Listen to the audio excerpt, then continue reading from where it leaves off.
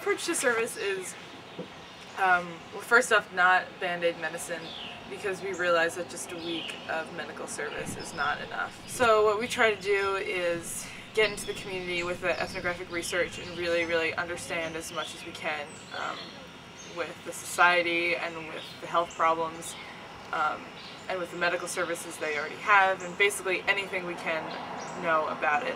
Doing the clinic for a week or two just isn't enough, because we're not solving any problems, we're not fixing anything. We're giving them parasite medication, so they would get rid of their parasites, and then 3 days later they're going to drink the same water and get parasites all over again. And we won't be there. We won't be there to give them medicine.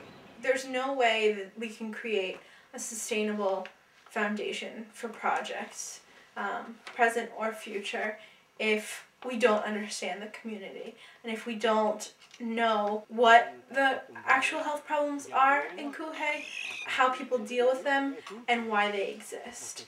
And that's not something that we can approximate from a distance.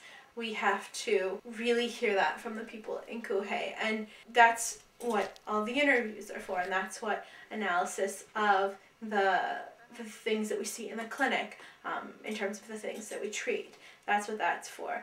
But being able to have as much knowledge as possible also includes things like GPS, understanding physically the way the community is. Ideally, the whole project can bring to the community a source of knowledge, a source of information, a set of skills, some ability to tap into other resources that we can bring to bear to help the community solve its problems, advance its intentions, accomplish its goals. I think the people of Cuhay understand also that we're not fixing their water, which is causing these problems. They know the water causes problems, and they know we're not fixing that.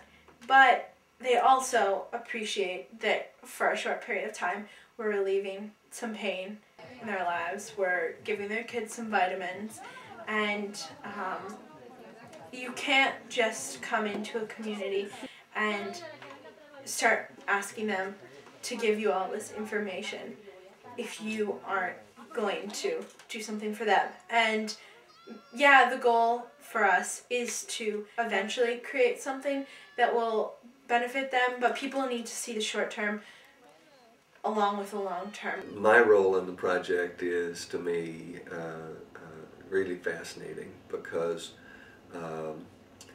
I can't be the professor, the teacher, in the traditional way, because it won't work.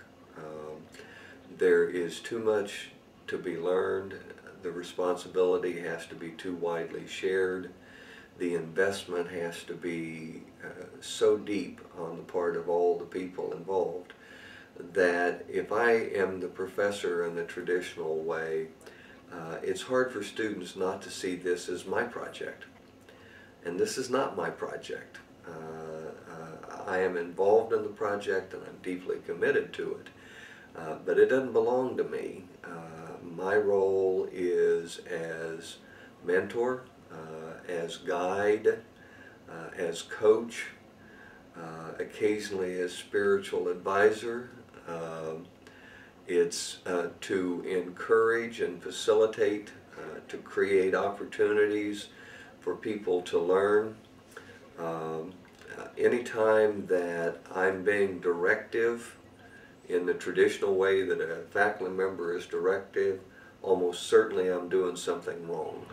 It's bittersweet, because I'm so hopeful for the future of this team and how, like, we're gonna move with leaps and bounds from this point on. And I want to be here for it. I want to experience it and be a part of it so bad. But it's also nice to know that when I leave, this trip will continue, and it's nice to see how sustainable it is, because when I'm gone, like, you won't really need me, and it's nice. It's good to know that this will continue no matter what, and I have so much faith in the people who are on the team now. Who will continue to bring enthusiasm and spread that to new members, so that the ball is always moving.